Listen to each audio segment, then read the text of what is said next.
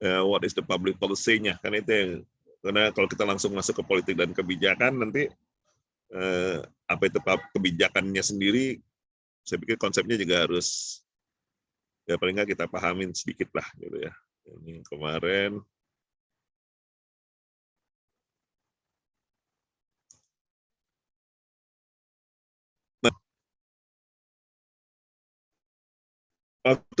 administrasi publik, salah satu studi atau salah satu kegiatan di administrasi publik itu kan adalah secara formal disebut adalah melaksanakan kebijakan gitu.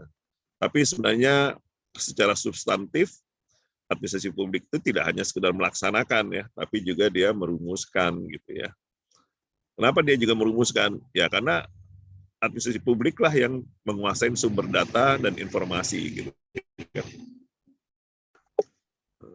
Jadi walaupun fungsi perumusan itu pada legislatif atau fungsi politik, tetap saja fungsi administrasi publik punya fungsi yang cukup signifikan dalam proses pembuatan kebijakan.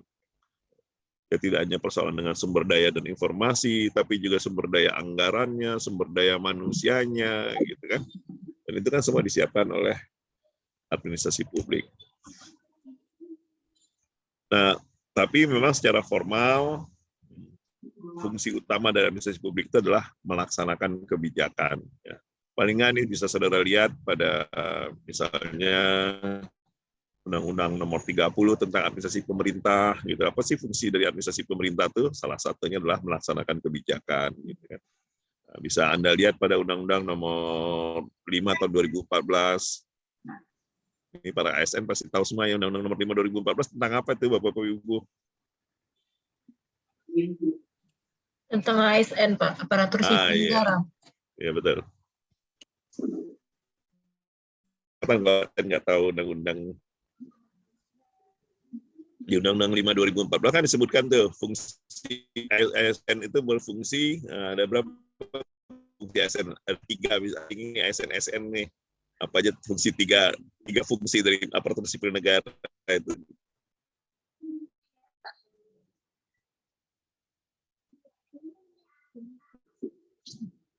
Siapa yang mau sukarela menjawab?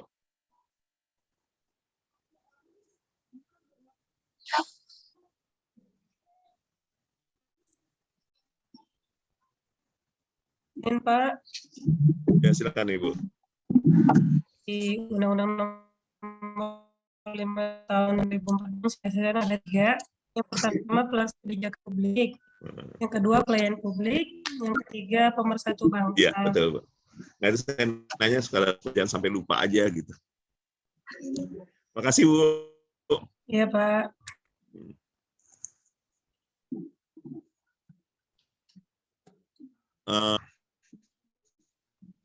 Dari mana? Ada yang dari Palembang kemarin, terus ada yang dari mana Jambi, lagi? Pak.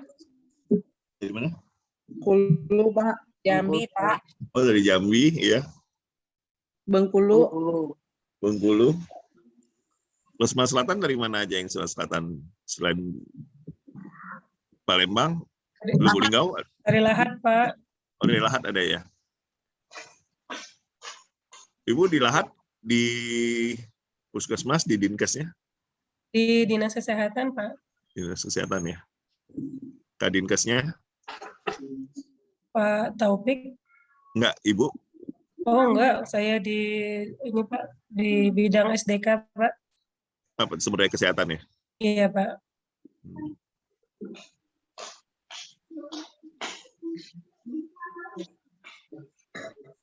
Kemudian dari mana lagi selain Lahat, Palembang?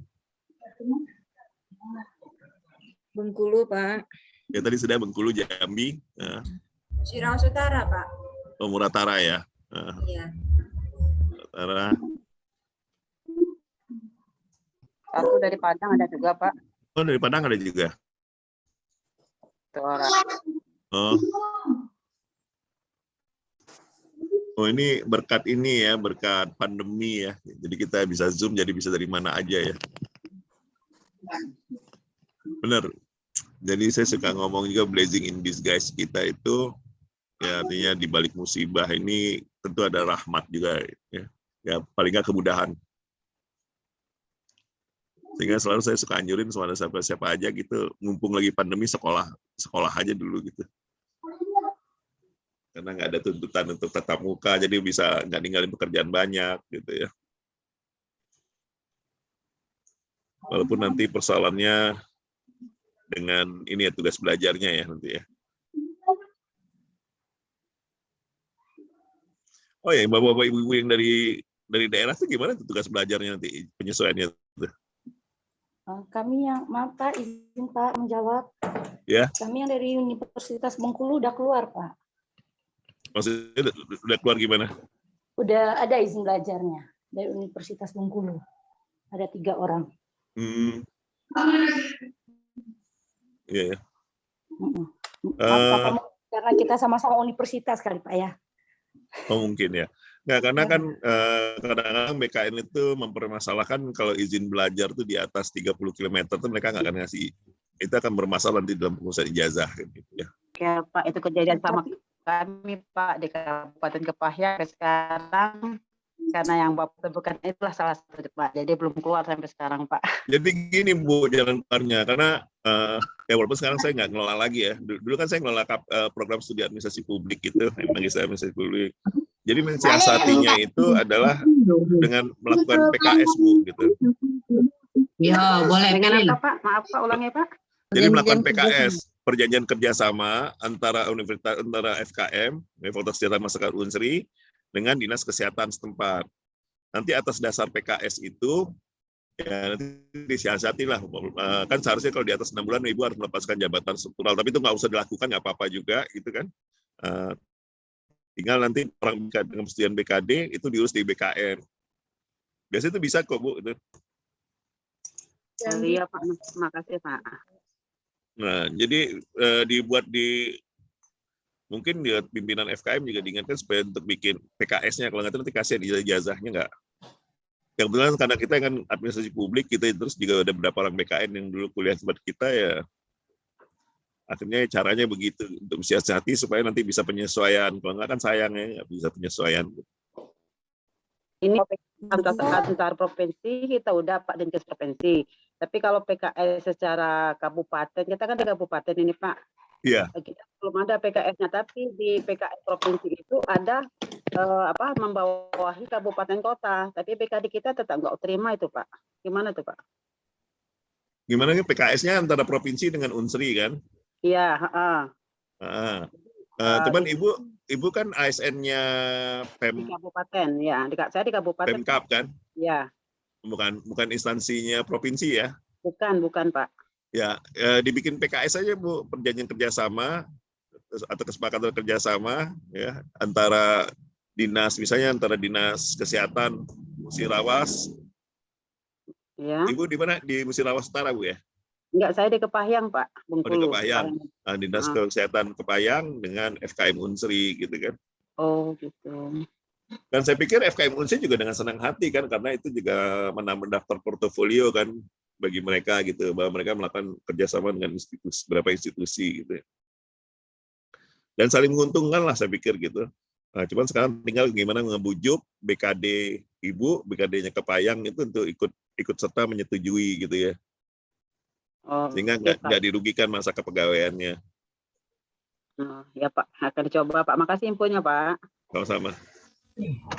Izin Pak, kami kemarin Batanghari juga sudah koordinasi Pak dengan bagian kerjasama di Pemkab Batanghari sama BKD BKPSDM Kabupaten. Nah, sebenarnya kan yang kita ngomongin itu soal PKS, soal terus itu kan sebenarnya itu salah satu bentuk kebijakan gitu ya.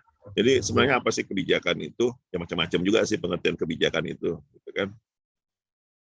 Paling umum, paling gampang diingat itu kan biasanya orang mengutip dari pandangannya Thomas Day gitu ya, ada di sini ya.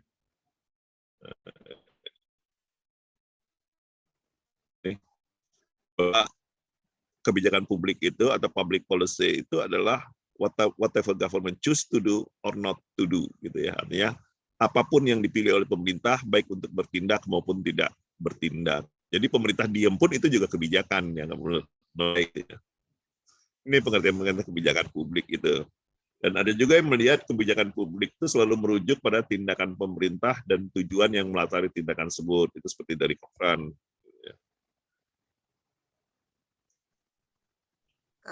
Terus ada lagi yang memahami kebijakan publik itu sebagai sejumlah aktivitas pemerintah, apakah bertindak secara langsung atau melalui agen-agen yang tindakannya tersebut memiliki pengaruh terhadap kehidupan warga. Jadi dengan kata lain bahwa kebijakan publik itu, ya secara ringkas kita dapat dari berbagai definisi itu, kebijakan itu pasti dibuat atas nama publik, yang namanya juga kebijakan publik gitu ya. Dan umumnya dibuat atau diinisiasi oleh pemerintah. Terus ditafsirkan dan dilaksanakan oleh aktor-aktor publik dan private. Boleh nggak private? Boleh.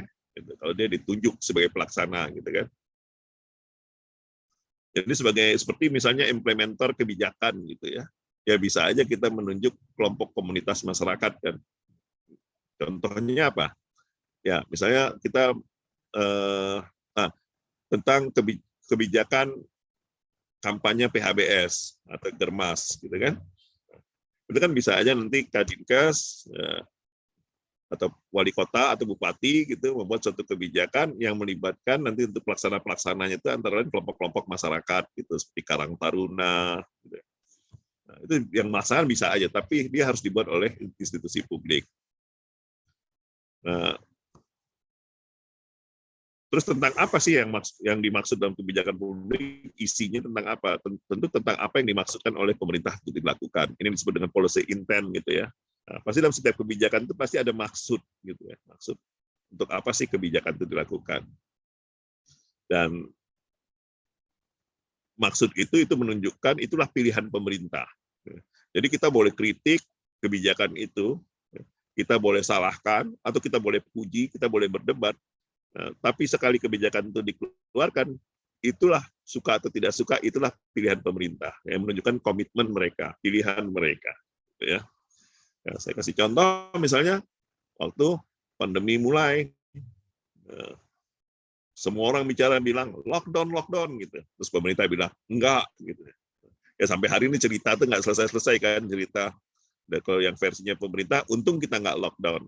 Kalau yang nggak suka dengan kebijakan itu bilang harusnya kita udah lockdown. Kalau nggak lockdown, coba dulu lockdown.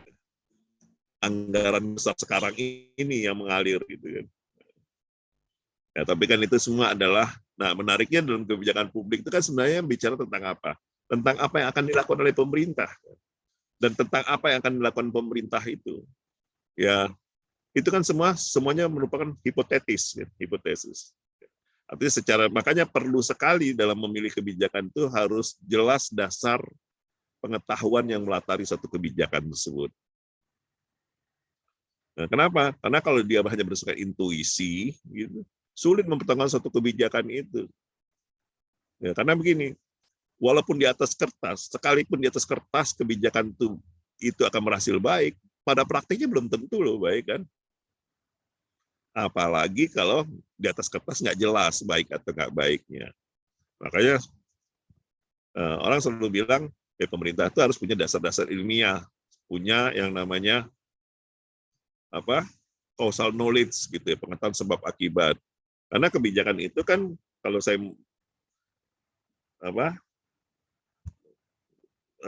ikut-ikutan dengan istilah-istilah dalam kesehatan itu ya kebijakan itu sebenarnya intervensi kan, bentuk intervensi. Intervensi itu kan berarti ada sesuatu masalah, dengan intervensi itu kita mengharapkan masalah itu teratasi, kan intinya gitu ya, intervensi. Suatu upaya untuk mengubah suatu keadaan dari sesuatu masalah menjadi lebih baik. Nah, kebijakan itu begitu. Makanya kebijakan itu selalu mulai dari masalah.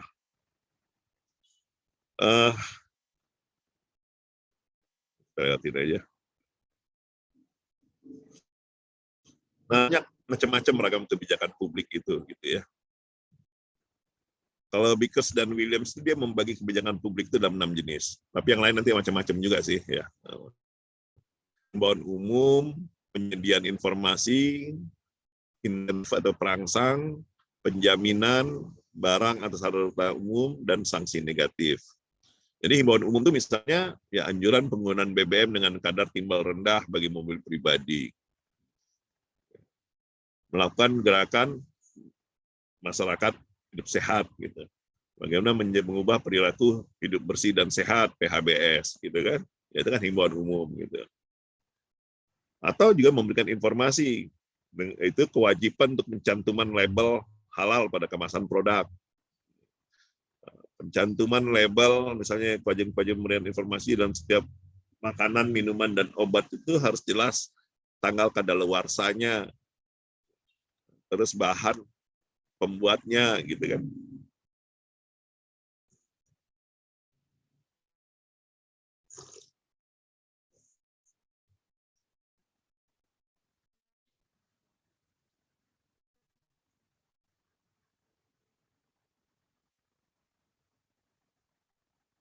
Sebab kalau bahan pembuatnya nggak jelas, ya bagi kita yang misalnya yang yang nggak bisa makan dari kandungan tertentu kan akan bermasalah juga ya. Jadi misalnya seorang Muslim kalau makan dia harus yang halal dan thayyib, kan, halal dan baik. Tapi untung kan sekarang hampir seluruh dunia kandungan atau komposisi bahan makanan itu pasti disebutkan kan. Jadi misalnya Anda keluar negeri nggak usah ragu, tinggal tempelkan, tinggal scan keterangan dalam barangnya, terjemahin, scan pakai handphone Anda, terjemahin dan ketahuan tuh isinya apa aja gitu kan. Ya, hidup lebih simpel sih sekarang memang ya berkat teknologi. Kemudian selain itu, selain himbauan umum, penyediaan informasi, ada juga kebijakan yang sifatnya itu merupakan dorongan atau pemberian insentif, misal penyediaan beasiswa gitu ya, atau pemberian kemudahan, macam-macam sih gitu ya. Pemberian kemudahan ini seperti pemberian insentif ekspor atau pemberian insentif impor gitu.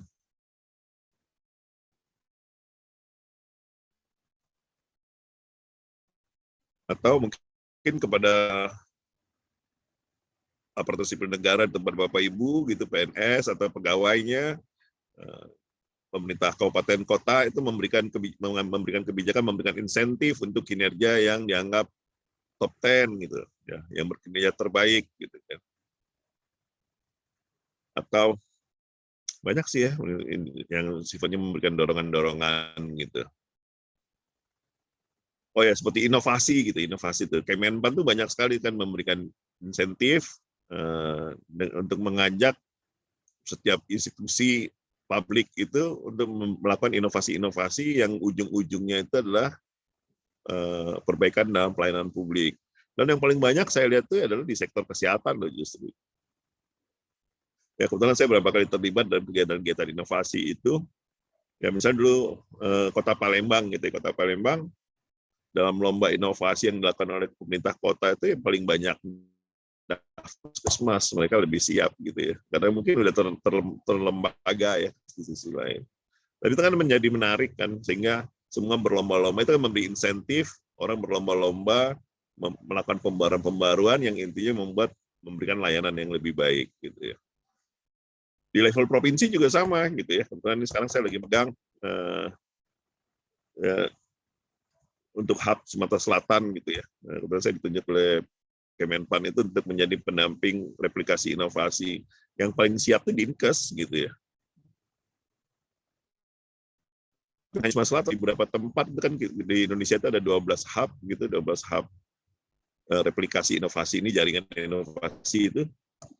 Yang paling siap rata-rata ada di dinas-dinas kesehatan, di sektor kesehatan gitu ya. Nah, dan itu kan tanda-tanda baik ya, jadi tidak lagi sekedar karena insentif, ya kalau insentif biasanya dalam bentuk DID ya, dana insentif daerah gitu. Kalau nggak salah, kalau dapat masuk top berapa itu bisa dapat miliaran lah gitu ya. Nah, tapi kayaknya di sektor kesehatan udah nggak ngomongin itu lagi gitu, udah jadi semacam jadi kegiatan sehari-hari aja untuk berinovasi dengan lebih. Nah, yang bentuk kebijakan yang lain itu atau jenis kebijakan lain itu adalah penjaminan pemerintah. Jadi pemerintah itu memberikan garansi, misalnya jaminan pemerintah terhadap tabungan di bank melalui LPS, lembaga penjamin simpanan. Atau di sektor pemerintah juga diundang gitu ya. Jadi dalam sistem perdagangan presiden itu kan petani itu misalnya untuk komoditi karet, dia bisa menaruh barangnya itu di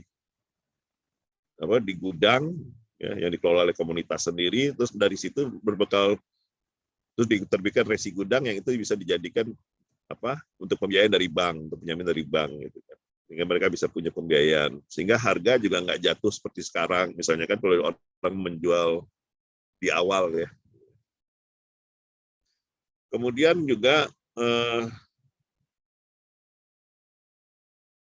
kebijakan publik itu juga bisa dalam jenis barang atau sarana umum, misalnya perlindungan cagar budaya, gitu ya, penyediaan prasarana umum, dan yang terakhir itu ada pemberian sanksi negatif, misal hukuman penjara bagi pelaku tindak pidana. Ini sebenarnya disusun sedemikian rupa, diurut dari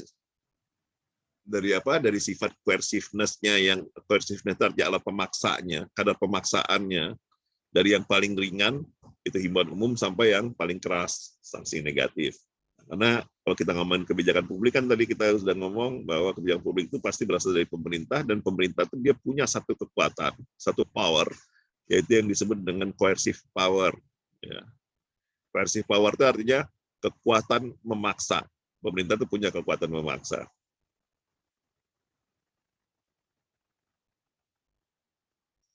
Nah, selain dari Vickers dan Williams, ada lagi dari Theodore Lowy namanya.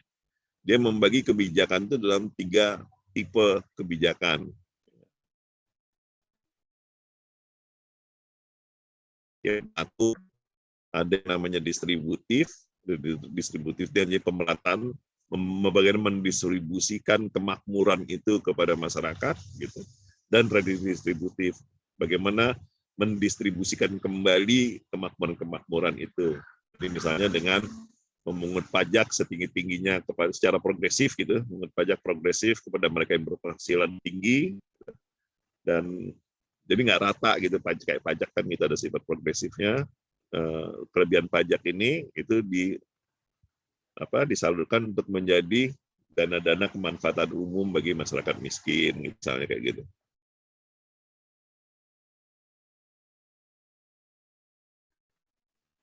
Ini penjelasannya. Ya.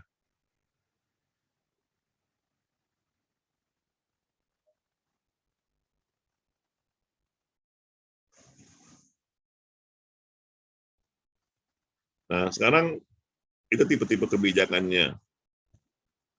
Saya singkat-singkat aja. Terus sekarang bagaimana sih sebenarnya proses kebijakan publik itu, ya, dari perspektif proses?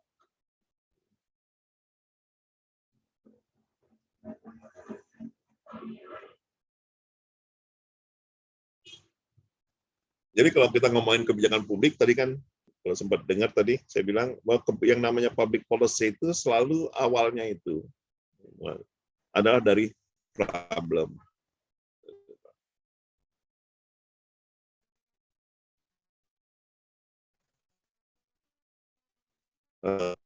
Kebijakan nggak ada masalah, gitu ya. Ada masalah jadi dia harus datang dari masalah yang dirumuskan. Nah, kalau Anderson membagi tahapan-tahapan kebijakan itu dalam beberapa tahap seperti ini, gitu ya.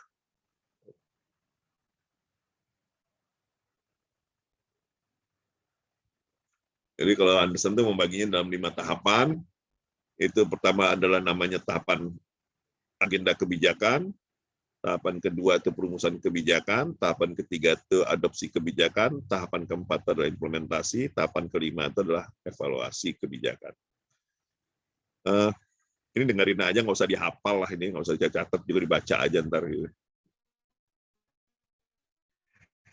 Karena logisnya sederhana sih kayaknya ya. Kalau saya bacain gini kayaknya jadi nambah pusing gitu kan. Jadi kebijakan itu pasti mulai dari masalah terus diomongin, ceritanya saya bikin sederhana. Jadi kan kita omongin masalah kita ini apa nih, gitu kan.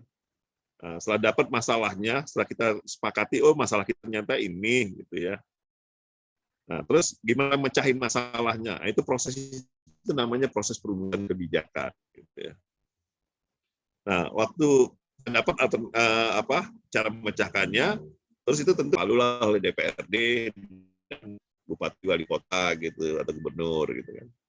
Atau kalau dia itu peraturan wali kota atau SK wali kota, ya kebijakannya ya waktu diteken oleh si kepala daerah itu, misalnya perkada, peraturan kepala daerah ya. Nah, setelah diadopsi, selanjutnya ngapain? Ya dilaksanakan. Gitu. Nah, tapi kan melaksanakan ini satu tahapan sendiri gitu ya. Kalau di MAP itu kita belajar nih 1 semester sendiri gitu. Kenapa? Karena kan walaupun kebijakan sudah ditetapkan dan tinggal melaksanakan, itu bukan tinggal sekedar melaksanakan kan. Tapi waktu kebijakan sekali ditetapkan, mau melaksanakan yang penting kan apa? Diperlukan apa? Ya mulai dibahas lagi nih gimana cara melaksanakan kebijakan ini kan. Siapa yang mau ngerjainnya, duitnya dari mana, kan gitu tuh. Kan nggak sederhana itu waktu kita ada kebijakan terus kita laksanain, kan nggak gitu juga. Ya kayak contohnya deh gini, soal vaksin gitu kan. Vaksin, ini kan bukan sekedar pemerintah kasih distribusi vaksin terus Dinkes salurkan puskesmas terus selesai, nggak juga kan gitu kan. Waktu orang ngomongin vaksin, kita harus bikin dulu nih bisnis prosesnya. Gitu. Tadinya kita mulai dengan jalur biasa kan, jalur birokrasi yang formal gitu kan. Tapi ternyata terjadi perlambatan, terus dikeroyokin. Kalau sekarang kan dikeroyokin tuh. Sekarang malah kayak vaksin tuh lebih terasa. Ya kalau orang minta tolong mau cari vaksin, kayaknya sekarang lebih gampang deh kayaknya ya gitu ya.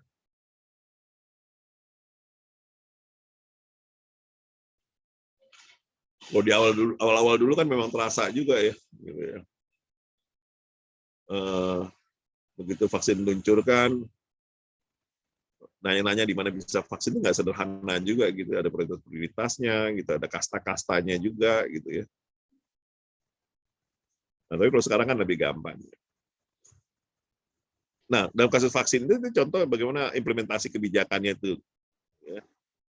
Jadi walaupun sudah ada kebijakan vaksin, terus ya gimana nih duitnya dari mana? Siapa yang mendistribusikan vaksin? Gitu kan. Terus storage-nya gimana? Nyimpanannya kan nggak sederhana. Atau saya kasih contoh lain deh, gitu ya. Hari Senin tanggal 1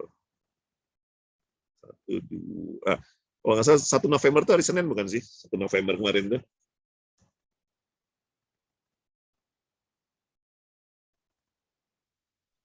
Iya Pak, hari Senin Pak. Hari Senin ya. Ya. Iya Pak. Pas tanggal 1 November, jam 4 sore itu Menko PMK ngumumkan di televisi. Ya. Jadi untuk Jawa Bali, mereka mencabut kebijakan PCR untuk penerbangan kan. Ya, saya masih ingat jam 4 sore itu kan. Dan orang bersorak gembira karena sekarang nggak perlu lagi kita ke Jakarta pakai PCR, tapi cukup antigen dengan catatan sudah vaksin kedua. Terus kebetulan saya ada kerjaan, tapi karena saya di posisi Lampung, saya nggak ada masalah. Teman saya yang dari Palembang waktu itu mau ke Jakarta, masalah hari Selasa. Karena sudah ada pengumuman dan semua orang udah tahu, hari Selasa dia berangkat. Begitu sampai bandara ditolak, harus PCR. Ngotot, Pak Menko sudah bilang itu, tapi kita belum dapat edaran, Pak. Nah, itu kan menunjukkan bagaimana implementasi itu bukan nggak sederhana. Kalau presiden udah ngomong atau Menko udah ngomong, menteri udah ngomong, terus langsung berjalan di bawah ya nggak juga kan. Yang di bawah kan harus kena pertanggungjawaban juga. Kalau belum ada perintah ya gimana mau jalan. Sama deh kayak waktu harga PCR turun menjadi 300.000 untuk non Jawa, 275.000 di Jawa gitu. Kan nggak serta-merta di hari itu langsung turun kan. Nah itulah proses implementasi ya. Pasti ada time lag-nya pasti ada. Dan yang terakhir itu tahapannya adalah evaluasi. Ya kurang lebih begitu deh. Ya, cara gampangnya. Jadi nggak usah dihafal-hafalin. Oh ada policy agenda, policy formulation, nanti itu pusing sendiri gitu. Pokoknya cara sederhana untuk memahami kebijakan itu ya lihat prosesnya aja gitu. Selalu dari masalah terus kita sepakatin. Nah, kenapa sih kalau dari tadi saya ngomong kalau masalah harus disepakatin? Karena masalah itu belum tentu kita sepakat loh masalah kita apa gitu. Kayak bapak ibu deh yang udah berkeluarga ya, kadang-kadang bertengkar suami istri kadang nggak tahu juga masalahnya apa gitu. Udah bertengkar sudah 3 hari nggak teguran, baru nyadar bahwa persoalannya ternyata sepele loh gitu. Hanya persoalan kunci rumah ketinggalan gitu. Tapi tadi jadi bertengkar karena saling gengsi gitu kan. Waktu ditanyain kunci, yang satu ngomongnya agak kekerasan, agak kencengan, si istri tersinggung, kok si bapaknya marah, Sehingga persoalannya beralih dari persoalan kunci menjadi tata cara, terus menjadi beralih dari tata cara menjadi persoalan tidak cinta, mulai beralih lagi menjadi kecurigaan, jangan-jangan ada orang ketiga, gitu kan. Dan sebenarnya nggak ada masalah itu, gitu. Nah, makanya kan perlu ngomong, gitu. Nah, dalam kebijakan publik juga gitu. Kita harus ngomong, sepakatin dulu nih masalahnya, sebenarnya nggak sih ini masalah kita, gitu ya.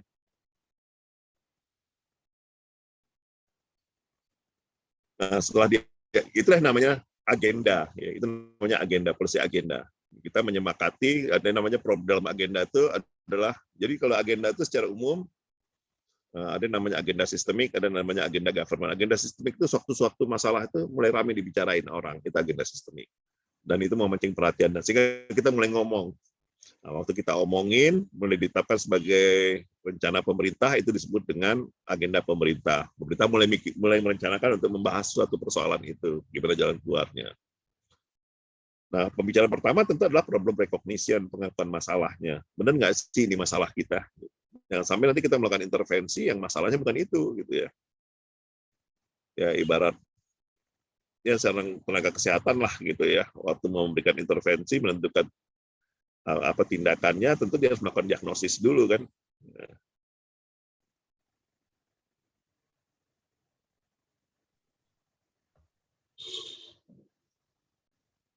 Nah, terus setelah dapat masalahnya, baru nanti kita rumuskan apa nih jalan keluarnya kira-kira. Gitu.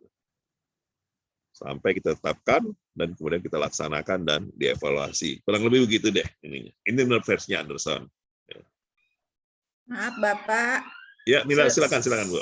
Slide-nya belum ganti ya Pak? Belum. Masih slide pertama ya Pak? The public policy process. Ini di layar kami nggak ganti Pak, masih halaman 1. Oh gitu ya? Apa sih halaman 1 itu apa tuh? Iya Pak. Baru judulnya. Baru judulnya Pak. Ya ampun. Sorry. Ini kok jadi gini ya? Tapi kan saya udah ganti, saya asik-asik aja. Tentu Ibu ngingetin. Semuanya Pak. Ya nggak kan, kalau pada diam semua ngeci ibala kan jadi kita nggak tahu. Nah, ini berubah nggak? Belum Pak. Belum, Pak. Tadi udah diingetin Pak, di chat ada. Saya nggak baca chatnya ya. Bentar. Bentar ya.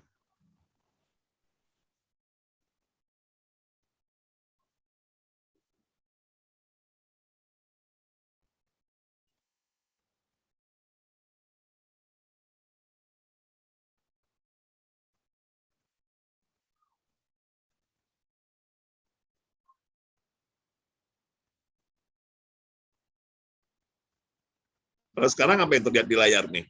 Halaman 18 Pak. Sudah berubah. Udah ya, berubah ya. Nah, ini yang tadi nih yang 6 jenis kebijakan ya. Sama nggak? Ini masih landscape administrasi publik Pak. Halaman 18. Oh, ganti-ganti ya?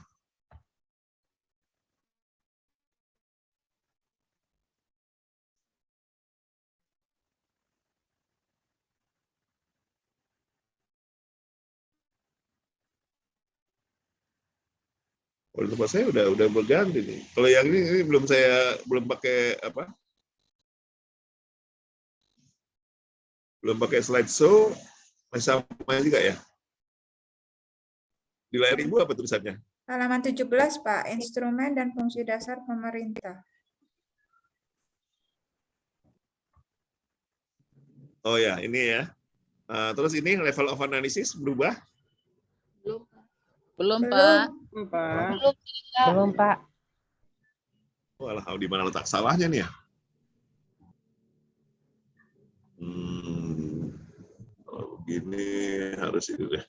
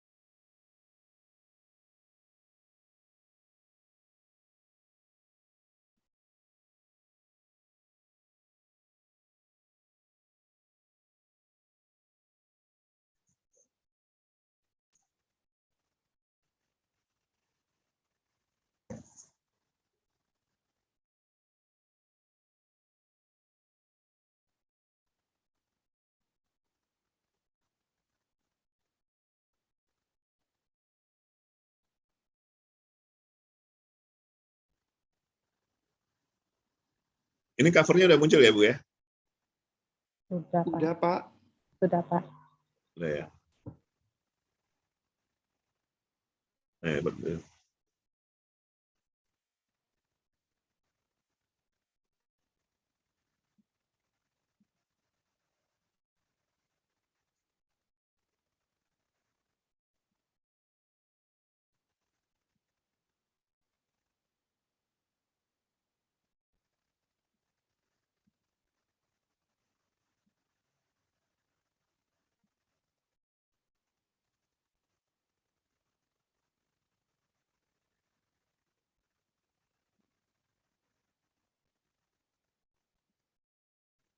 Mana yang tadi saya bilang the public policy process gitu ya.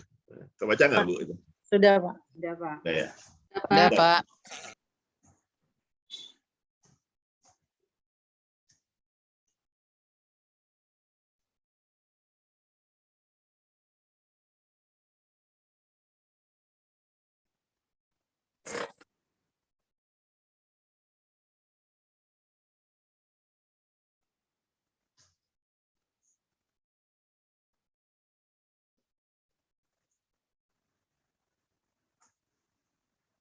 Oh, pantesan tadi nggak ini ya. Jadi nggak usah saya ulangin lagi ya, kira-kira inilah tahapan menurut Anderson itu tahapan-tahapan dalam proses kebijakan publik dari mulai policy agenda, policy formulasi, kerumusan kebijakan ya, terus adopsi kebijakan, implementasi kebijakan, dan evaluasi.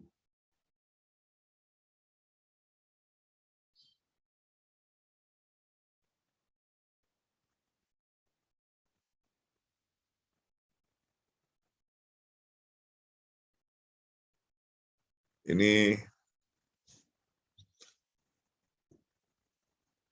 siklus dan tahapan kebijakannya masih mirip-mirip gitu ya. Jadi kalau yang tadi 5 tadi itu kita sederhanakan, kurang lebih isinya itu kayak formulasi, implementasi, monitoring, dan evaluasi gitu ya.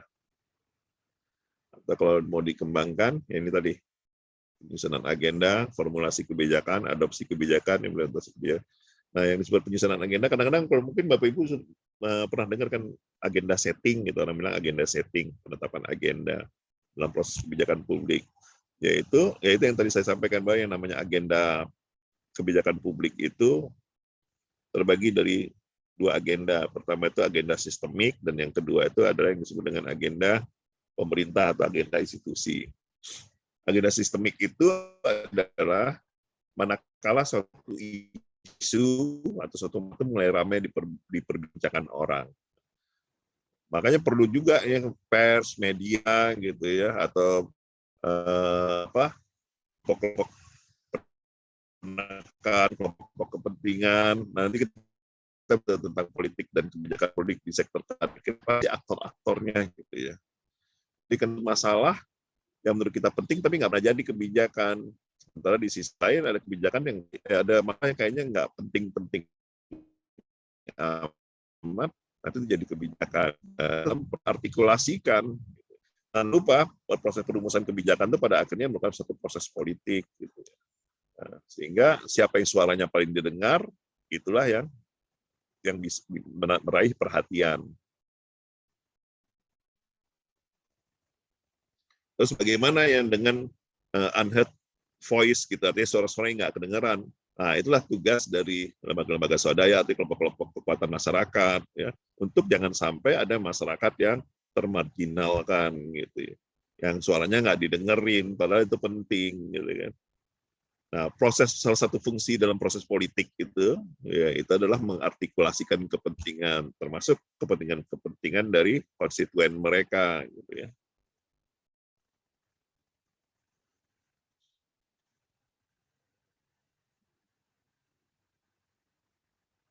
Ini mirip-mirip sih ini tentang proses kebijakan, tapi tergantung yang bedanya orang yang ngomong ini aja. Dari Ripley dan Franklin, dia bilang bahwa proses kebijakan mulai dari penyusunan agenda pemerintah, formulasi dan legitimasi, terus pernyataan tentang kebijakan, hasil kebijakan, evaluasi, dan keputusan tindak lanjut.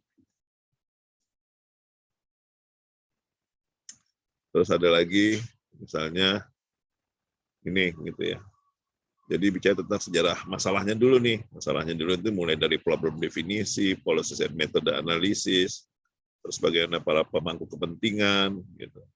Nah, ini yang akan menghasilkan tentang perumusan kebijakan, tentang what can we do, apa yang dapat kita lakukan. Nah, di sini bertempurlah nanti masing-masing para aktor itu kan, gitu. Nah, perlu memahami tentang aktor ini ya, misalnya kayak kita bicara tentang apa ya, tentang obat aja ya, gitu. Itu kan nggak sekedar bicara tentang teknis bahwa komposisi obat tertentu nih cocok untuk penyakit tertentu, gitu nggak sekedar hanya itu. Gitu. Nah, tapi akan terjadi persoalan bisnisnya, persoalan dagangnya. Nah, pasti akan para stakeholder siapa ya? Asosiasi gabungan pengusaha besar farmasinya, para apoteker, para dokter, para ya macam-macam lah. Ya. Dan semua akan saling ya masing-masing pasti punya kepentingannya masing-masing gitu kan. Dan semua akan melihat dari perspektifnya masing-masing. Nah, pertempurannya itu ya, pertempuran dalam quote and quote ya, itu bisa terjadi dalam proses policy formulation ini. Gitu. Tapi kadang-kadang juga nggak selesai di sini, nanti diimplementasi pun juga nanti akan terjadi. Makanya dalam sisi implementasi itu seringkali orang menggambarkan bahwa ternyata implementasi itu nggak persis sama loh dengan apa yang dirumuskan. Karena akan banyak juga kelompok-kelompok kepentingan yang akan saling mempengaruhi. Karena isu dari policy implementation kan pada akhirnya adalah how do we make it work gitu. Bagaimana membuat ini bekerja gitu ya.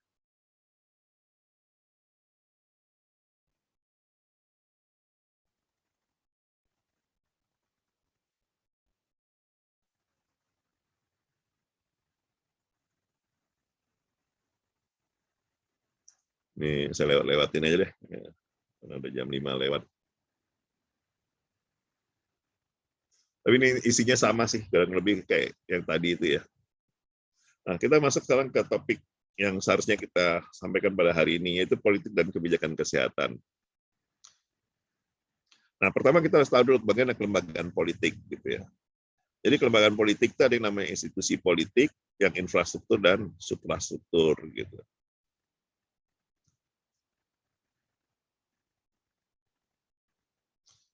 Nah, infrastruktur politik itu siapa? Ya, infrastruktur itu adalah para pemain-pemain politik, sehingga dalam kehidupan demokrasi itu, infrastruktur politik itu memang harus ada.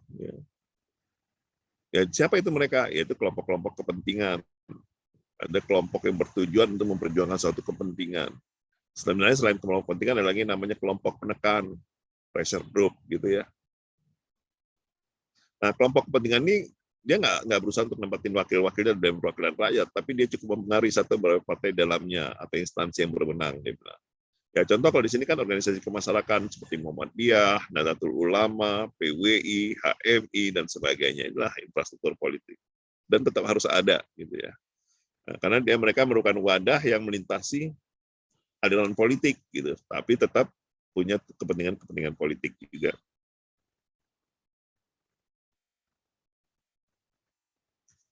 Nah, ini tadi yang saya bilang kelompok pengetahuan. Kalau tadi ada kelompok kepentingan, infrastruktur politik semua ini ya. Ada lagi namanya kelompok penekan. Adalah kelompok-kelompok yang bergabung yang aktivitasnya memberikan tekanan pada pemerintah agar keinginan dapat direalisasikan. Biasanya dulu tuh ya kayak di bidang lingkungan, walhi segala macam ini kelompok-kelompok penekan gitu ya. Atau sekarang ada ICW, ada apa yang di MAKI gitu ya, Masyarakat Anti Korupsi Indonesia gitu ya. Di bidang kesehatan saya pikir juga pasti ada lah gitu ya. Kelompok-kelompok penekan yang berusaha untuk menekan mempengaruhi kebijakan pemerintah gitu. Yang tentu niatnya pasti baik kan, tujuannya adalah untuk memberikan yang terbaik bagi masyarakat.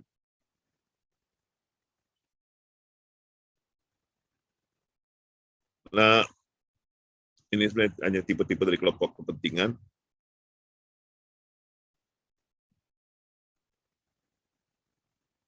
Itu bisa dari tipe-tipenya itu kelompok kepentingan dari ekonomi, kesamaan dan keadilan, kelompok-kelompok konsumen dan sebagainya di Meksiko. Nah, apa faktor yang berdampak pada pembentukan kelompok kepentingan ini?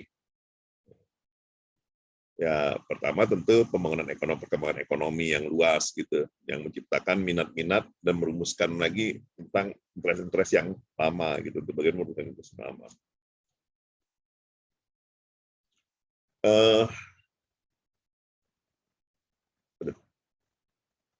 Kemudian bagaimana meningkatkan kebijakan dan program pemerintah yang perlu untuk dimonitor. Ini kan isu-isu di kelompok-kelompok kepentingan kan. Seperti dalam kasus pandemik ini kan orang selalu bicara tentang bagaimana seefektivitasnya tindakan pemerintah, bagaimana tentang tanggung jawab pemerintah terhadap bansos, bagaimana tanggung jawab pemerintah untuk ya hal yang paling mendasar dalam soal pandemi ini kan testing, tracing dan sebagainya itu gitu ya. Terus juga tentang perubahan perilaku masyarakatnya bagaimana gitu. Terus bagaimana juga tentang kesiapan infrastrukturnya. Masing-masing terus menyorotin tuh, ada kelompok-kelompok penting yang menyorotin persoalan-persoalan itu. Gitu. Itu konsekuensi dari demokratisasi gitu ya. Sehingga memang jadi pemerintah mungkin udah capek-capek kerja, kesel juga kita dikritik, tapi ya itu konsekuensinya. Karena jujur aja nggak semua pemerintah dalam arti ini bukan hanya pemerintah nasional ya, pemerintah pusat dan pemerintah daerah itu, saya masih ketemu beberapa kepala daerah itu yang mengambil keputusan-keputusan dalam penanganan COVID itu yang tidak berdasarkan pengetahuan ilmiah gitu. Nah kalau udah begini yang kasihan Kadinkesnya kan gitu. Ya mudah-mudahan di tempat Bapak Ibu nggak ada seperti itu. Tapi saya ketemu kok beberapa orang gitu yang tiba-tiba pada kepala daerah itu bukan dokter, bukan praktisi kesehatan, tiba-tiba dia punya pandangan sendiri yang tidak datangnya dari dasar jurnal segala macam gitu kan, dan buat eksperimen sendiri yang harus dilaksanakan.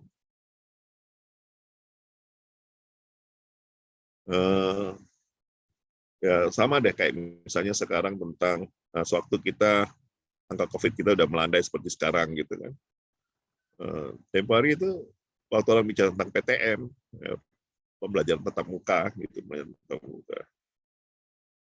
tiba-tiba semua bicara tentang bahwa kita sudah bisa membuka, yang penting ada prokes, terus apa lagi ya, nanti kepada sekolah yang tidak melaksanakan prokes atau ditemukan ada yang terdampak, terinfeksi, akan diberikan sanksi gitu. Kalau saya dengar kayak gitu kok kesannya ya mohon maaf aja gitu ya. Saya yang juga bukan orang kesehatan pun bisa melihat bahwa cara kebijakan ini jelas ini cara yang sangat common sense gitu ya, yang intuitif aja, nggak ada dasar ilmiahnya. Karena kan ya saya tahu kayak Bapak Ibu itu mungkin kalau dengar kata prokes itu udah muak juga kan, sebenarnya apa sih yang kita maksud prokes itu kan gitu kan. Prokes pakai masker tapi di bawah hidung misalnya ya. Nah, dalam PTM itu kan yang paling penting itu adalah suatu intervensi kita kan itu semacam uji coba kita ya untuk melakukan kebijakan pembelajaran, untuk melakukan tatap muka, artinya kita mematahkan social distancing ya. Karena kan belum ada cara lain yang lebih efektif selain social distancing dalam persoalan pandemik. Nah, tapi dengan berbagai pertimbangan kita coba break the social distancing. Nanti kita coba melanggar social distancing ini dengan berarti yang perlu kita perhatikan apa? Ya mitigasi risiko kan. Nah, bagaimana memitigasi risiko itu yang harusnya dikerjakan pertama kali kan. Jadi bukan hanya sekedar perintah aja kepada institusi pelaksananya gitu. Tapi memfasilitasi ini, tapi ini menurut pendapat saya gitu ya. Saya juga salah. Gitu.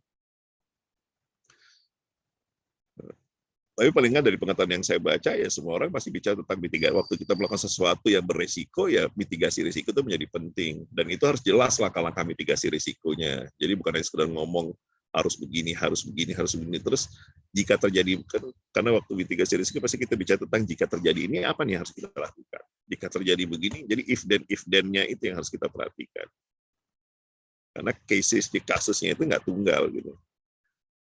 Nah itu contoh-contohnya.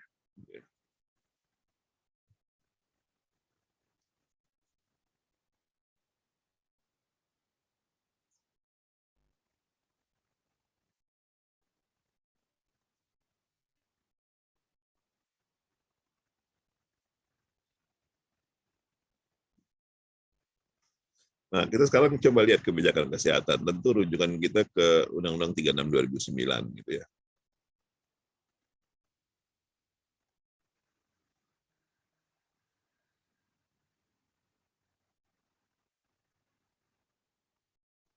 Nah, kalau kita lihat kan di dalam Undang-Undang 36 2009 di bab-babnya ini kan bicara tentang apa yang menjadi hak dan kewajiban, apa yang menjadi tanggung jawab pemerintah, terus bagaimana persoalan sumber daya di bidang kesehatan, cukup komprehensif sebenarnya ya. Terus bagaimana upaya-upaya kesehatan gitu ya. Berarti kan mulai dari apa preventif sampai rehabilitatif gitu ya. Dari promosi, preventif, sampai rehabilitatif. Dan itu kan juga harus ada apa ya? Itu juga menunjukkan titik berat karena nggak mungkin kita melakukan semuanya gitu, seluruh upaya kesehatan ini gitu ya. Pasti berbagi dan pasti ada titik tekan gitu. Waktu kita bicara sebelum pandemi itu tentang terjadinya perubahan tren dalam penyakit di masyarakat Indonesia, misalnya dari penyakit menular berganti menjadi penyakit yang terminal seperti darah tinggi, hipertensi sebagainya, tentu ada konsekuensi gitu. Karena orang-orang dengan penyakit darah tinggi, kencing manis, kalau cuma diobatin doang, kosnya tinggi loh. Gitu. Yang jauh lebih penting dari itu apa? Ya promosi kesehatan kan. Makanya promosi kesehatan harus menjadi ujung tombak dalam kasus-kasus seperti itu menurut saya ya. Gitu ya. Karena kan tentang perubahan gaya hidup gitu ya.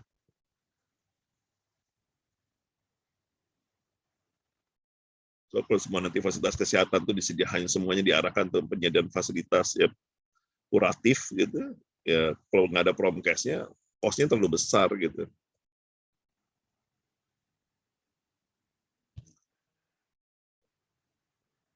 Nah, kira-kira inilah isu-isu di dalam kebijakan kesehatan. Nah, masing-masing, nanti mungkin minggu depan lah, kalau masih ada waktu. Nah, berarti kalau kita bicara tentang sistem kesehatan, kan kita bicara begini nih. Tentang input, proses, dan output-nya. Dari input kita akan lihat dari banyak-banyak isu yang dibahas dalam undang-undang kesehatan, mulai dari upaya tentang gizi, tentang ya segala macam itu. Nah, pertanyaannya gimana nih tentang SDM-nya? Apa yang kita inginkan dengan kebijakan kesehatan yang kita tuangkan dalam undang-undang itu akan sangat tergantung bagaimana inputnya juga kan. Nah, tapi ada input aja juga nggak menyelesaikan masalah karena juga tergantung pada bagaimana prosesnya. Dan yang terakhir tentu ada input, terus diolah dengan baik, outputnya tercapai nggak? Yaitu derajat kesehatannya membaik atau enggak. Ini juga pertanyaan pentingnya.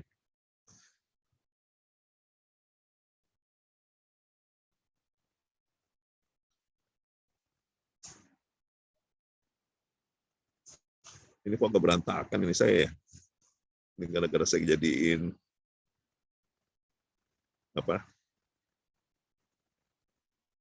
jadi background jadi berantakan PPT-nya. Ini sebenarnya kan bicara tentang kebijakan kesehatan kita dikaitkan dengan SDGs gitu, Sustainable Development Goals, tujuan pembangunan bersama gitu. Tapi ini saya nyusunnya sebelum ada pandemi ini ceritanya. Mungkin setelah pandemi kita cerita jadi lain lagi gitu ya. Mungkin Bapak Ibu bisa dengan pengetahuan yang Bapak Ibu miliki ya bisa kritik juga kan gitu.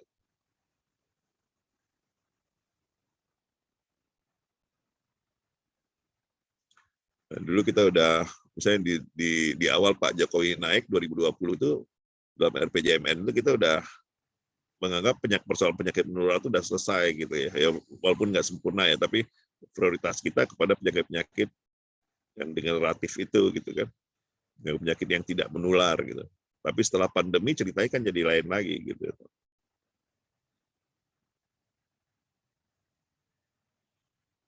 Nah, ini kalau kan isu-isu nih perubahan-perubahan beban penyakit tahun 19.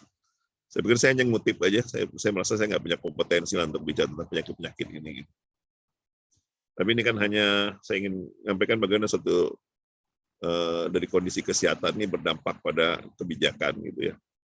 Nah, ini kan masalah-masalah kita. Bahwa kalau prevalensi penyakit tidak menularnya tinggi, ya, terus prevalensi penyakit menularnya juga tinggi, gitu, stunting masih tinggi, proporsi rumah yang memiliki akses layak huni dan akses terhadap air minum dan sanitasi juga masih rendah, gitu. Atau tentunya akan berdampak bagi perekonomian. Udah kita nggak bisa ngomongin ini urusan kesehatan semata, ya kan? Jadi misalnya tentang bagaimana rumah layak huni, berarti kita bicara tentang siapa tuh?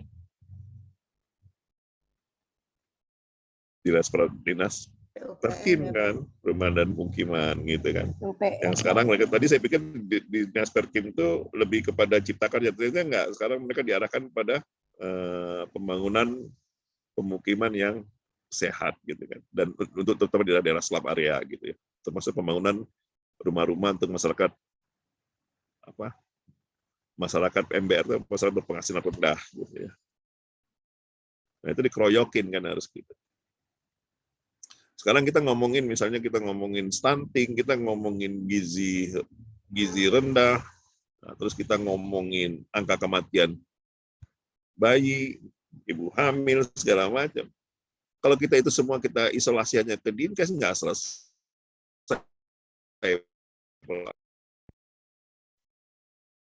Makanya deh kalau kita ngomongin pandemi ini, kalau cuman itu semua kerjanya Dinkes saja sama Puskesmas, nggak selesai persoalannya. Karena harus ada yang menggerakkan, siapa yang menggerakkan RT, siapa yang menggerakkan RW, gitu ya. Nah kira-kira begitulah komplikatednya persoalan kebijakan ini, gitu ya.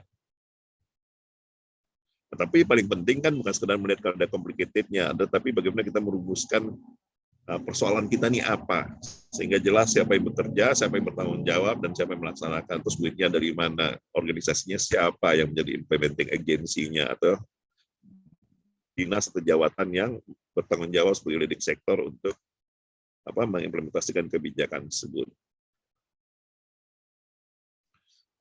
Jadi misalnya dari kependudukan, selama ini selalu bilang kita punya bonus demografi, orang ekonom bilang bonus demografi, tapi ternyata bonus demografi justru menjadi beban demografi bagi kita. Gitu. Terus juga persoalan social security kita juga masih bermasalah, beban jaminan kesehatan nasional yang lebih rendah, yang lebih besar, Terus juga produktivitas dan daya saing SDM kita juga masih rendah. Ini menjadi berbagai-bagai persoalan yang pasti dampaknya nanti kepada persoalan kesehatan juga, gitu ya. Nah, ini sebenarnya saya ambil dari bukan saya yang buat ya, dari Kemenkes ini, tapi saya lupa punya siapa yang saya ambil gitu. Kalau nggak salah dulu direktur Promkesnya kalau nggak salah dulu. Nah, katanya ya begini nih penyebab permasalahan kesehatan di Indonesia.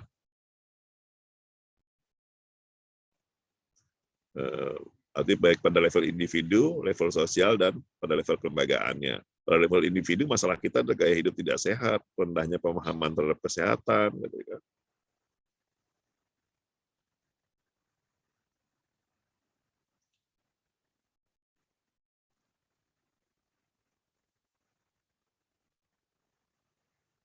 Ya tentang,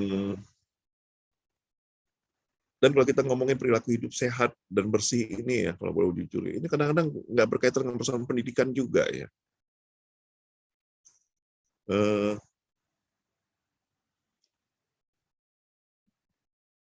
Misalnya gini deh, ya ini saya mau otokritik aja ya sebagai orang Unsri gitu. Di Unsri itu kurang banyak apa lagi tuh orang pinter gitu ya. Orang pinter nggak ada, tapi maksudnya orang yang terdidik gitu ya. Orang pinter itu kan yang ambil botol aqua terus dia baca-bacain terus disembur gitu, terus orangnya sehat gitu ya.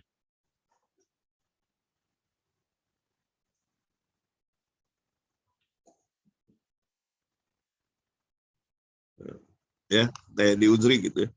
Fakultas kedokterannya ada, FKM-nya ada, terus fakultas lainnya juga profesornya banyak, dokternya banyak. Saya nggak tahu di Unsri ada nggak sih kantin sehat gitu. Kalaupun ada yang mengklaim kantin sehat, siapa yang bisa mensertified atau mungkin bukan mensertified ya, tapi yang berani mendeklar dan sekaligus menggaranti bahwa kantin itu sehat? Saya yakin nggak ada tuh. Sehingga nanti waktu terjadi misalnya katakanlah misalnya dalam satu kantin itu, kayak dulu pernah kejadian hepatitis C di Nelayan. Hepatitis, saya nggak tahu ABC-nya gitu. Hepatitis yang katanya dianggap menular dari kantin. atau orang diare. Saya hakul yakin nanti pasti kalau ada terjadi begitu, yang disalahin siapa? Pemilik kantin gitu ya. Nah, padahal kan kita semua bertanggung jawab juga kan, yang memberi izin bertanggung jawab, dan itu masuk dalam peraturan perundang-undangan, kewajiban setiap institusi satuan pendidikan itu untuk menjadikan kantin yang sehat bagi para pembelajar. Ini otokritik saya gitu. Artinya nggak usah ngomongin orang desa dengan pendidikan rendah deh. Kita aja yang berpendidikan tinggi aja kadang-kadang kita abai dengan hal begitu. Kayak di Pasca, kebetulan saya dulu sempat ngantor di Pasca Unsri itu lebih 8 tahun lah, gitu ya. Karena 2 periode saya jadi ketua program studi. Pasca itu banyak para karyawan yang perempuan, gitu ya. Terus pimpinan yang perempuan juga banyak, terus dosen yang perempuan juga banyak, gitu. Tapi ironisnya nggak ada yang terpikir untuk membuat suatu ruang laktasi, gitu, satu ruang menjadi ruang laktasi di saat pasca sarjana ini. Padahal kan kita semua tahu, ya, nggak usah menjadi perempuan lah ya. Dengan pengetahuan kita tahu bahwa orang kalau menyusui dia pasti butuh ruang untuk mengeluarkan air susunya, dan itu merupakan suatu kegiatan yang privasi, gitu, yang private, yang perlu privasi tertentu, gitu ya. Dan jujur aja, kalau saya bisa ngomong gini itu bukan karena saya care, nggak juga, itu nggak sengaja, lebih pada nggak sengaja aja. Jadi kebetulan dulu saya itu kan karena keluarga di Jakarta, saya sering ninggalin ruangan kan, ninggalin kantor maksud saya. Nah, pasti tiap minggu saya ada bolosnya lah gitu ya. Nah ini bagian ini nggak usah ditiru nih. Nah jadi kalau saya datang ke Palembang, biasanya dulu hari Selasa saya datang ke Palembang hari Selasa, terus staf saya bilang dengan saya, Pak, yang di kulkas jangan main ambil aja ya Pak. Kenapa? Itu yang dalam botol itu air susu gitu. Oh enggak dong, guys. Jadi saya nggak berani buka-buka kulkas itu. Jadi ternyata ruangan saya itu dipakai untuk ruang laktasi. Gitu. Ya kira-kira kayak gitu deh. Ini kita ngomongin pada level Unsri loh. Gitu ya. Saya nggak tahu tapi ada beberapa kantor-kantor saya ketemu sudah mulai banyak juga sih punya. Di beberapa daerah kabupaten kota tuh saya kemarin ketemu di mana ya, di Pali, Muara Enim, di Muara II juga ada, di Oku Selatan yang saya sempat kunjungi itu ada ruang laktasinya di dinas pendudukan dan catatan sipilnya gitu. Ya lumayan lah. Nah, tapi kan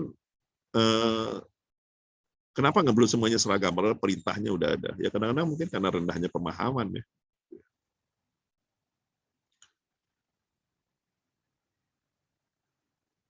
Yang nganggap itu nggak penting-penting amat gitu ya, karena dianggap itu hal teknis. Gitu. Nah itu udah persoalan individu. Terus pada secara sosial ya kondisi lingkungan kita jelek.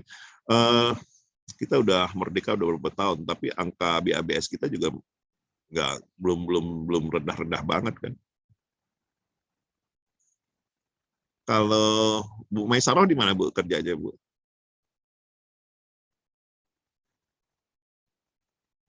Mana Bu Maisaroh nih? Bu Maisaroh, bisa dengar saya?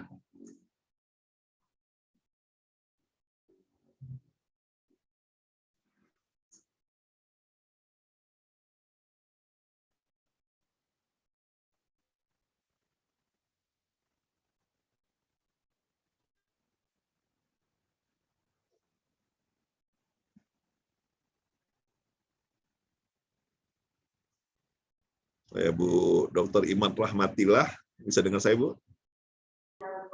Iya Pak. Nah, kalau Ibu kerja di mana Bu? Dinasnya? Di Puskesmas Pak, di Jambi. Oh di Jambi Bu. Ya, Di Puskesmas mana Bu? Puskesmas Kebun Kopi Pak. Kebun kopi ya. Bu, kalau di sekitar kebun kopi itu Ibu ikut mendata nggak sih? BABS masih tinggi nggak sih kalau gitu? BABS ODF kita ya gitu ya. Kami kan ada 2 kelurahan Pak, dan itu sudah ODF. Sudah ini ya, sudah zero ya? Ya, secara administrasi Pak. Ya pokoknya udah zero lah secara administratif. Ya, secara administratif. Lumayan, Tapi gitu. sebenarnya sih mungkin tidak, pada kenyataannya masih ada juga Pak. Tapi sebenarnya kan pada kenyataan juga saya pikir kalau di perkotaan mungkin orang udah punya jamban, cuman mungkin jambannya nggak memenuhi syarat.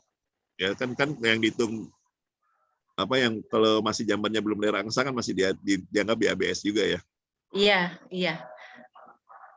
Jambannya mungkin ada, tapi pembuangannya tuh ada yang masih ke selokan gitu, Pak. Oh, iya ya. Iya. Oh, parah juga itu. Iya. Nah, kalau gitu kan nggak bisa puskesmas kan, paling bisa ibu bisa ngomongnya tadi itu urusan Perkim kan nanti kan nih. Iya, ke PUPR, Pak. Oh, PUPR malah ya ngurusin Ya, itu ya. ada programnya mereka, tapi ya belum semua terjangkau juga. Oh, berarti lain-lain ya. Sanitasi itu ada yang di PUPR, ada yang di Perkim artinya ya. Iya. Kalau sekarang udah ke PU semua, Pak. Dari PU semua ya untuk sanitasi kesehatan lingkungan itu ya. Mungkin ya Perkim sekarang katanya lebih fokus kepada selam area ya, bukan kumuh. Ya, pemukiman kumuh.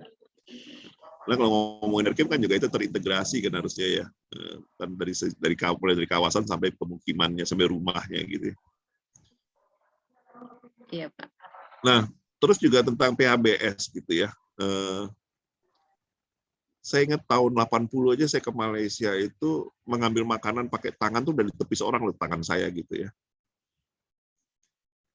Tahun 2000-an aja saya masih beli saya negor tukang pempek karena ngambil pempeknya pakai tangan, malah dia tersinggung gitu ya. Ini kan soal perilaku kan gitu ya, artinya nggak pakai sarung tangan gitu ya. Dan rasanya sampai sekarang masih banyak orang jualan-jualan di pinggir jalan itu yang ya artinya jauh dari aspek higiennya ya gitu ya, yang debunya kemana-mana gitu. Nah, sebenarnya itu tugas pemerintah sih itu ya untuk menjamin itu kan. Tapi memang karena persoalan terlalu kompleks kita nggak mampu juga kan. Karena di mana-mana di dunia ini yang namanya street vendors itu harus certified by government kan. Harus disertifikasi oleh pemerintah seharusnya gitu. Sehingga, karena itu salah satu tugas dan tanggung jawab pemerintah itu adalah untuk melindungi masyarakatnya, termasuk dalam mendapatkan makanan yang sehat. Gitu. Nah, tapi siapa yang ingin melakukannya? Nah, ini juga menjadi persoalan. Kalau soal makanan itu siapa, Bu? Dinkes atau dinas yang lain? Atau siapa yang punya tanggung jawab itu, Bu? Ada yang bisa berbagi gitu, atau misalnya kalau kayak kantin itu tanggung jawab siapa tuh, kantin sehat gitu ya? Dinas Kesehatan, Pak. Dinas Kesehatan juga Bu ya? Iya. Kalau makanan olahan, makanan segar kayak ikan, daging itu di Perkan, Dinas Peternakan, Dinas Pertanian. Untuk yang makanan siap saji, makanan PIRT, Produk PIRT, Dinas Kesehatan biasanya. Ya, jadi kalau kayak kantin-kantin sekolah tuh harusnya kan di bawah supervisi Dinas Kesehatan ya Bu ya? Iya. Iya Pak, ada sertifikasinya juga kantin sekolah itu Pak. Oh ada ya sertifikasinya ya? Oh itu Dinas Kesehatan yang mengeluarkan itu ya? Iya Pak. Nah itu kan ya artinya saya aja nggak tahu itu ya. Berarti udah jauh lebih maju gitu. Mungkin yang belum terjangkau kita yang tukang-tukang dagang di luar pagar sekolahan itu Ibu ya? Iya yang yang di bakul-bakul gorengan kayak gitu. Yang dia buang air kecilnya nggak tahu di mana gitu kan? Ah iya. Terus nyuci piringnya dengan ember, air satu ember itu aja gitu. Tapi memang kadang susah ya kalau ya makanya saya bilang tadi itu sebenarnya tanggung jawab pemerintah entah siapapun juga ya pemerintahnya gitu. Tapi begitu kita mau keras nih pesan hajat hidup orang banyak juga jadi malah jadi konflik nanti kan.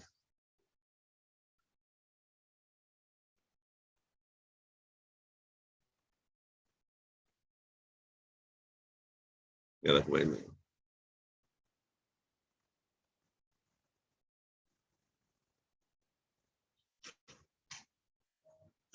Ini biarlah kebijakan bisa dibaca aja deh.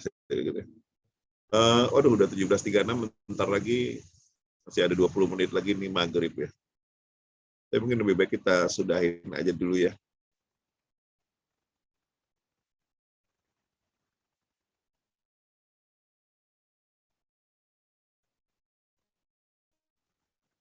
Silakan kalau ada yang mau komentar sebelum kita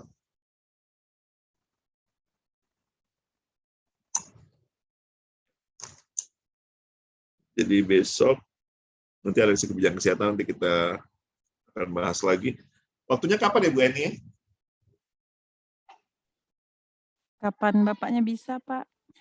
Iya ya. Aduh. Saya bisa 1 kali lagi aja deh kayaknya ya. Siap, Pak. Sebaiknya jangan minggu ya kayaknya. Ya mungkin di hari Kamisnya juga nggak apa-apa, Pak. Kamis saya ngajar lagi, offline lagi Kamis sore itu ya. Aduh, hari apa ya? Kalau Rabu keberatan nggak sih Bapak Ibu? Ini di luar jadwal Bapak Ibu kan. Misalnya Rabu sore. Rabu ada kuliah juga. Sore ada ya? Ada jadwal. Oh, memang jadwalnya tiap hari ya, dari Senin sampai Senin Sabtu sampai gitu? Kamis, Pak. Senin sampai Kamis. Oh iya, ini karena 2 kelas kita gabung ya. Aduh, Kamis itu.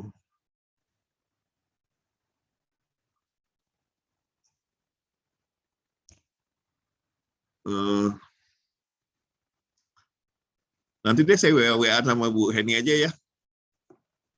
Siap, Pak. Ya benar kan Bu Heni kan yang WA, selama ini WA ke saya. Iya, Pak, saya.